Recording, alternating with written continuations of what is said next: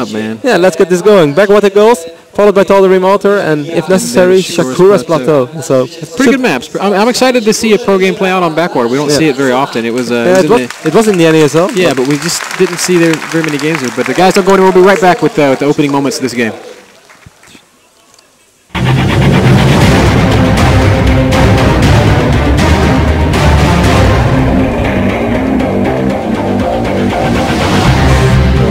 Alrighty, welcome back to the 2011 European Bnet Invitational. We have Alternate Socke, of course, representing Germany as well, and not just Alternate. Spawning in the left top side of this map, you could say the 10 or 11 o'clock position. And of course, Tarson representing Millenium and Poland over here, playing on home soil, being the red Terran, spawning in the right o'clock.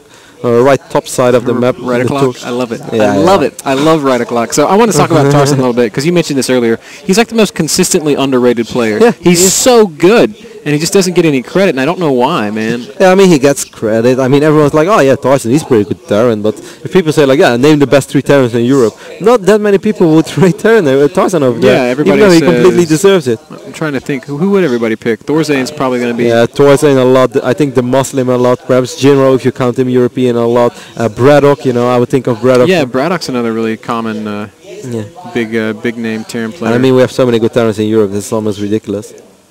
And yeah, even Tarson is not the only really good Terran player from Poland. They have Dystar as well. It's actually a teammate of Tarson, representing Team Millennium as well, who's also a very strong Polish Terran. And we're actually going to see him in Gamescom later this month, so that's going to be fun. Oh, it's going to be so sick. Can't wait for that. And can't wait to see how this game plays out. Tarson going gasless, 1 Rax thus far. I think... he's looking like wow, Nexus first out of Protoss. Wow, you asked for it, man. Totally changed gears there when I saw that Protoss was saving up all that money. But I think we're going to see a pretty fast expand out of Tarson as well. So these players are both looking like they're favoring, the macro game. I think this is probably the best scenario that Socke could hope for, hoping that Tarson goes for that no gas fast expand build. But I think if Tarson is going to scout it straight away, I really think Tarson is going to mix up his play, and it really seems like he's going to scout into the right direction. And I think that Tarson is going to throw down 3 more racks and just go for it. But that's my prediction right now. If he's going to scout it in time, which he will, because I think that's the correct way to answer to a Nexus first. No, he should scout it straight away. That SCV, he does see the Nexus though, so he should know pretty much what time it is. And now Tarson, what's it going to be? Command center or a couple of Rexes? And he's got the money now, and it looks like SCC. Only the single SCV out. I think he's going to throw down the command center. I don't know. I'm holding my breath. I'm waiting. He's saving up all this money. Saving up a lot of money. Yeah, he's just going to put the command center actually in his place right now, which he probably normally wouldn't have done. He's already microing over the first Marine. We don't have any in-game sounds though. Is that my fault? No, that's not my fault. So production crew would be nice if we could have a couple of game sound. There we go. Totally wondering, man. Shall receive. It's like magic.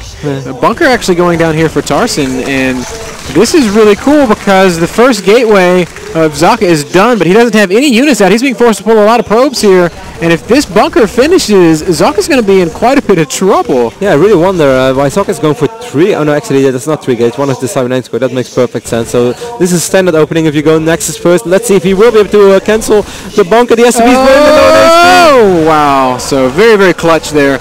Tarson going to micro away and cancel that bunker, but for the most part, this pressure is going to be... Oh, I love the micro. Nice micro. Wow, really nice micro, making sure that those Marines get he's getting the most money, or I guess the most mileage out of those Marines.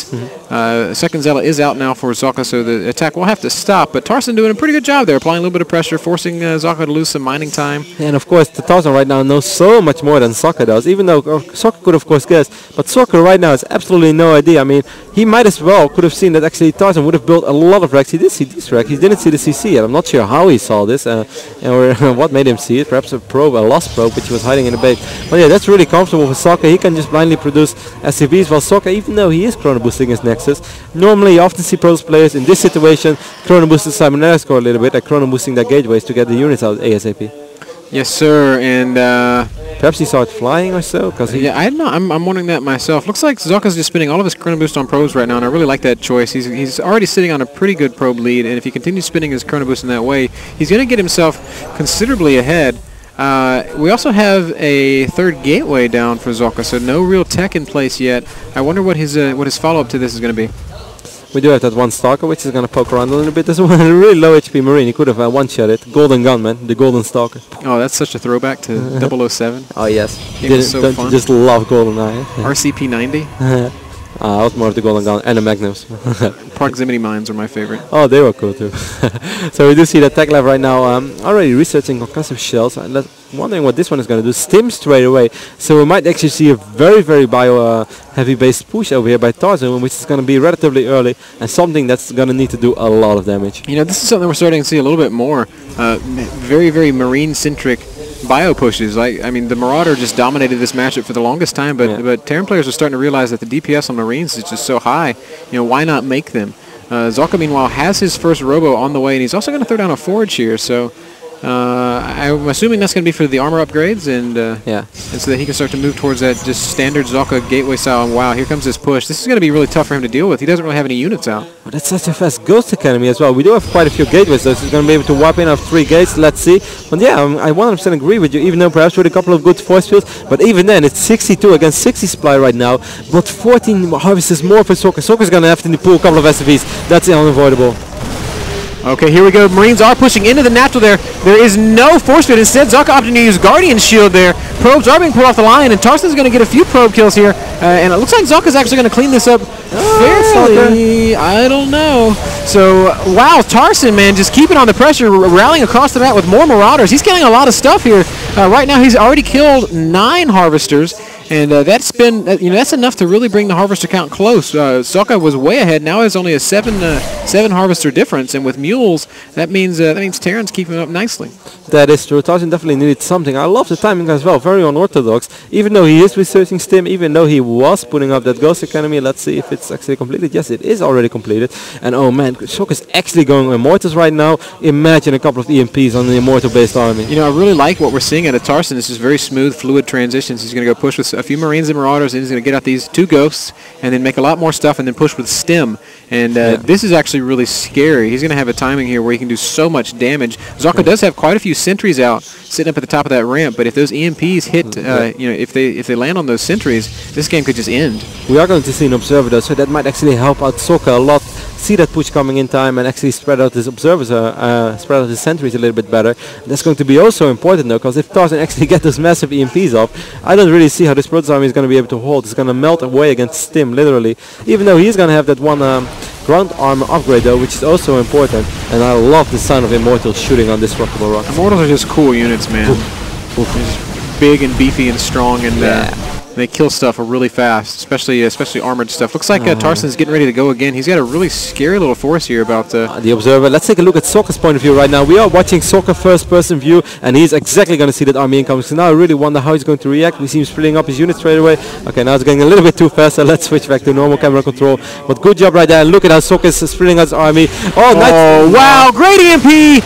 Wow, absolutely dominating. There's no force field coming down, only a single force field, and now Tarson is just doing so much damage. Wow, this bio army is just crushing through this Protoss. Protoss very low in HP though. Tarson doesn't have that many units anymore. Socke is retreating, something I wouldn't have done. There are so many units on low HP, but now he will be able to wipe in a couple of additional Zealots, and he might actually be able to live another day. Let's take a look at the income tab right now. It's 51 against 47. That's good for Tarson.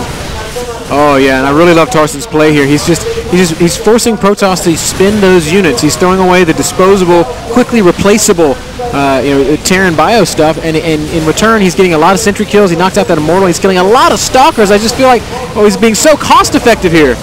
Yeah, doing an excellent job. Socke is going to win this, or at least going to survive this push. After all, Charge is almost ready to one more stim. Tarson lost to stim, and these guys, they have almost no HP at all. Tarson just keeps stimming them, even though it's one hit. Nevertheless, Socke does defend, but I really love the action so far in this game, and I really love how Tarson is reading this game, even though that Observer came absolutely perfect for Socke, because if that wouldn't have happened, and an EMP would have actually hit a lot better, because I think the EMPs were decent, but they were not that great, but that was not because Tarson hit it on the wrong moment. That's just because Socke knew it was coming. Right, yeah. And then it's going to get really tough to hit a perfect EMP because they don't exist if the Protoss splits up decently.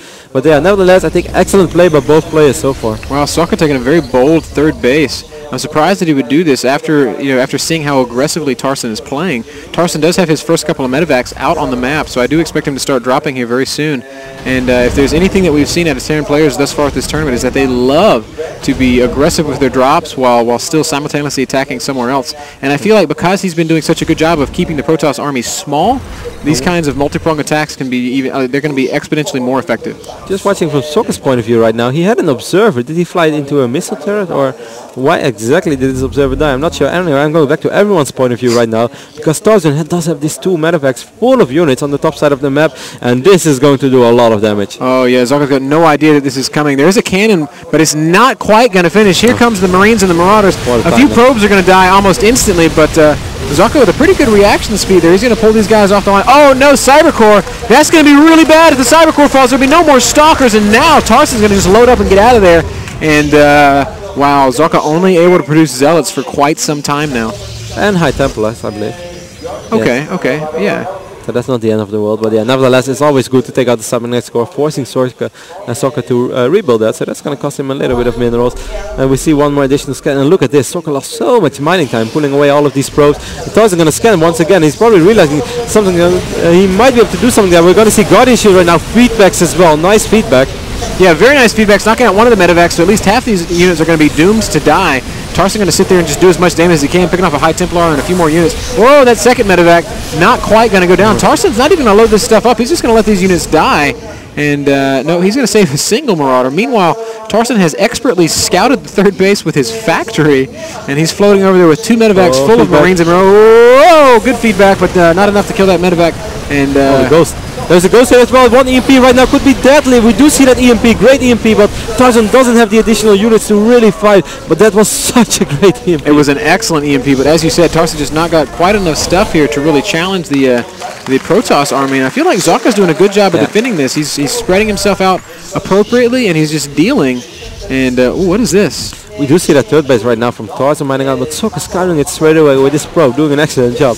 Meanwhile, these Zealots are like hogging this factory. Like, yeah, it's nice and warm below the fire, man. I guess so, man.